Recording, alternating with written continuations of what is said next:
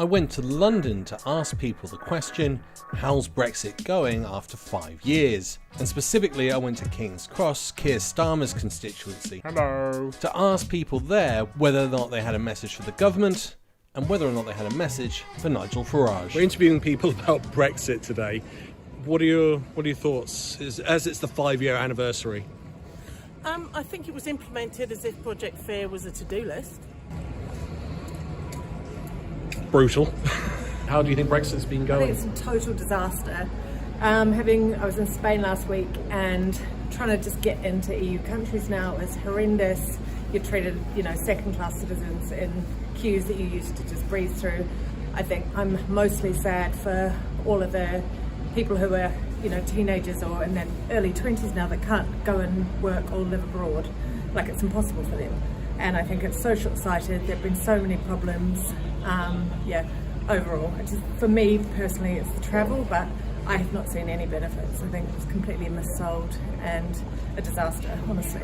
I think the fact that the biggest fan of it seems to be Donald Trump says a lot. Yeah, so I am an immigrant, so I think I generally am against the idea of Brexit. And in lots of industries, including my own and some of my friends, that has impacted their work and work-life balance and all of that. I'm not very happy about it. I'm not happy about its effect on the economy. Generally not very positive. Wow. So I'm asking people, because it's the 5-year anniversary of Brexit, what do you think of it? How's it going? I'm devastated still. I was devastated at the time.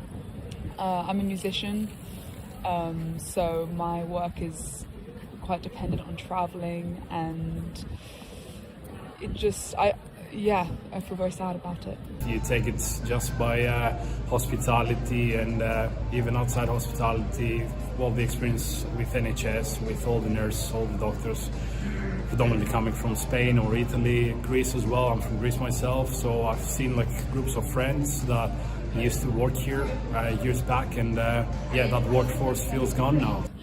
Touring is tough enough as it is, and I think in the UK in particular, touring is brutal. And it is in America as well, so people are really dependent on having that access to Europe, and it's just, as it's getting harder, it's making it less accessible to be a musician and making it more of an elitist job, and that's, art can't be elitist.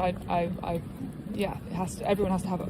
I think it was awful. It was a terrible decision. I think the government that started it was really preying on a lot of people's frustrations, insecurities. A lot of people were kind of suffering at the time, and they preyed on that, definitely. Has it affected you personally? It sounds like it's affected your work. Yes, my work it did, because I work with different companies, and now we have to outsource a lot of our projects to India and China and other places, just because of the pricing in the UK just not being sort of compatible with our budgeting, and so it does affect everyone. It's going badly. It's gone very badly. And nobody wants to talk about it. The Labour Party doesn't want to talk about it. The Conservative Party doesn't want to talk about it. Liberal Democrats, a little bit about it, but not too much. Yeah, it's really poor. Well, I wasn't old enough to vote in Brexit, like many others my age.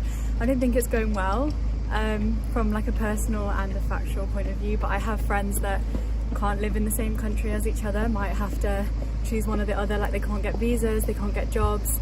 I personally would have liked to go and live abroad, don't have that option anymore. I think economically I've seen that it's not been good either, but I think it's really damaging to understand the reason why that vote happened as well, and the fact that we were so powerless in taking part in it.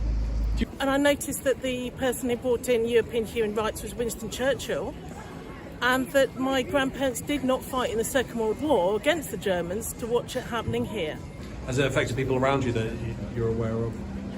Yeah, clients of mine who are property developers, they can't find the workforce on the construction sites. It's very difficult. Labour has gone back to Eastern Europe. A lot of the Polish, very good workers have gone back, and so it's very difficult.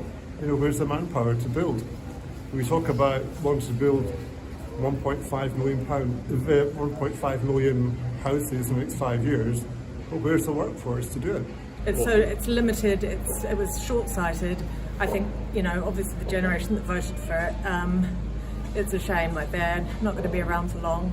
And I think particularly in London, when you work with a lot of like Spanish people and everything, so many people are rushing to get their passports and to get their paperwork in order, and people have had to leave. Just terrible. It's a very limited view of the world, and I wish it hadn't happened. Still remember the morning after. It was devastating. Do you feel as if something's been taken away from your generation? Yeah, 100%. The opportunity to even live and work in another country, learn another language, experience another type of lifestyle that is better than this. Now I feel like we just have one option, and that's to work in the UK and live in the UK. And I worry that the direction we're going in is... I don't think Brexit has caused this. I think it's part of a symptom. I think it's facilitating it because it makes us weaker to stand up against people like Trump. Sandy, I'm interviewing people about Brexit, how they think it's going. What are your thoughts? I think it's a complete disaster. It should never have happened. Elon Musk's support of Trump, and there were reports that he's going to be funding far right in Germany, people who are too far right for Le Pen, and also funding reform and the EDL. I think he's funding the ADL to make reform look more reasonable. Probably. I'm not quite sure. I won't be able to go and see the Mona Lisa anymore, or whatever it was, for the same price as everybody else. You need a passport. And insurance. And insurance, and you'll need a visa soon, and we'll be treated like foreigners rather than friends. There was a scapegoat, obviously immigrants, but yeah, it was awful, and I wish we could go back. As an Australian with a British passport, yeah, it was a bit devastating that I couldn't go live in France or somewhere like that, where I would have liked to, but I also very much enjoy living in the UK. So yeah, I think it has taken away that sort of opportunity. Has it affected you personally? Well, before Brexit, I did have plans to go and study in the EU, but yeah, because my sister did it, and I was like, oh, I want to do it as well. And then the Brexit came, and I couldn't do it anymore, so yeah. Up next, do they have a message for the government? Do you have a message to the government? Well, yes, the government should stop ignoring the 48% who wanted to remain. The 52%, they didn't know whether they were going for a soft Brexit, a medium-sized Brexit, a hard Brexit. Did they want a customs union still there? Did they want freedom of movement still there? Did they want customs union, single market? We just don't know. It took the politicians about 3 or 4 years to work out. So, I mean, Starmer needs to look at the biggest market in the world is the European Union, and he's ignoring it, and he's flying off to China or whatever. He can talk to the Chinese if he wants, but we should be talking to our neighbours who brought us up from being the sick man of Europe in the 1970s to a flourishing economy. That's the big issue. So ITV ran a poll, I think, 2 years ago. 86% of people in that poll said they want to rejoin between the ages of 18 and 25. Okay, well there we go. Let's run with that. Yeah, that sounds like a reasonable idea. I think people have the more information now than they did. It's coming up to 10 years since the referendum. Wow, so that's a decade. That's so crazy.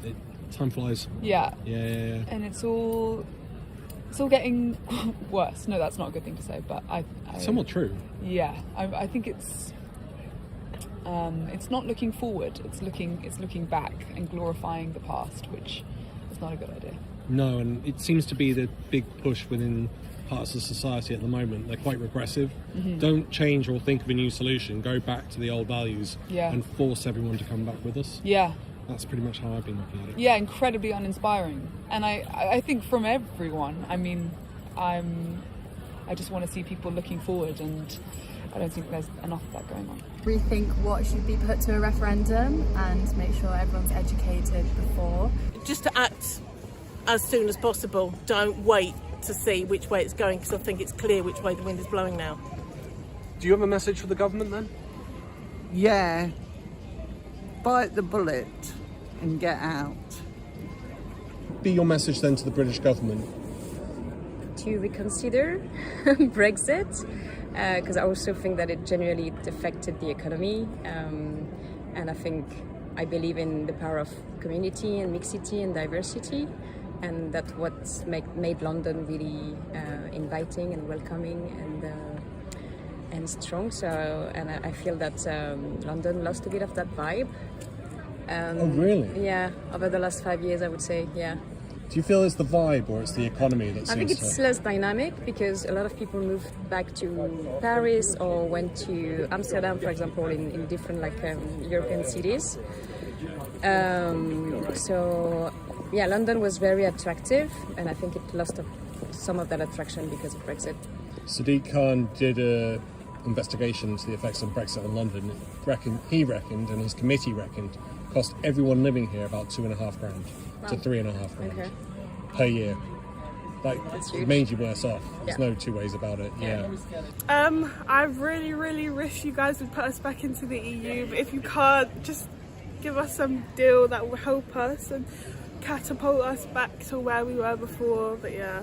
It was amazing and shocking almost to see that no one wanted to support Brexit. Normally I even get heckled about it, but they wouldn't come on camera. None of that happened, and everyone wanted a voice. So up next, what do they think about Nigel? Oh, do you have a message for Nigel Farage then? Fuck you.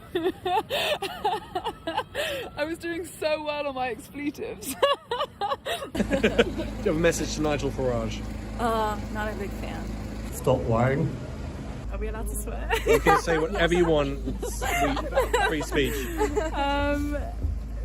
I feel like, I don't even need to say what I want to actually say, but yeah, we hate you, like a lot of people like me hate you.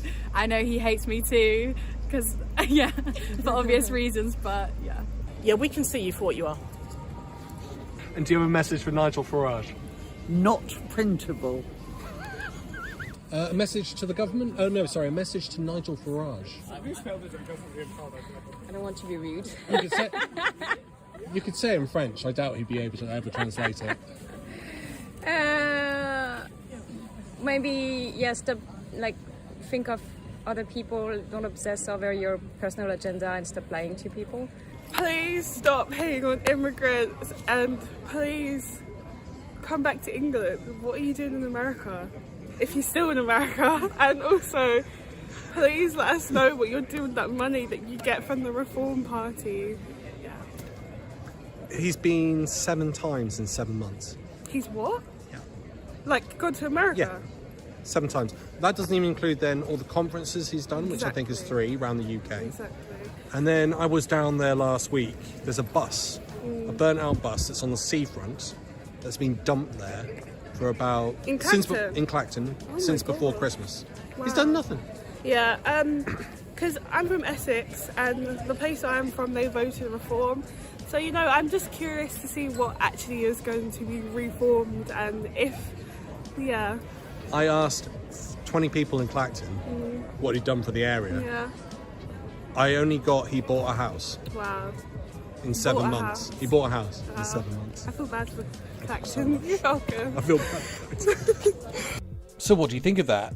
I normally get a couple of comments being like, oh, you rigged that. So to people who say that, go out and do your own one, because I'm going to be surprised that you find people that support Brexit. Once again, thank you to all my Patreon YouTube subscribers. You keep this channel going and growing. If you'd like to become a member with exclusive footage, please look at the link in the description. Once again, thanks for listening. Bye for now.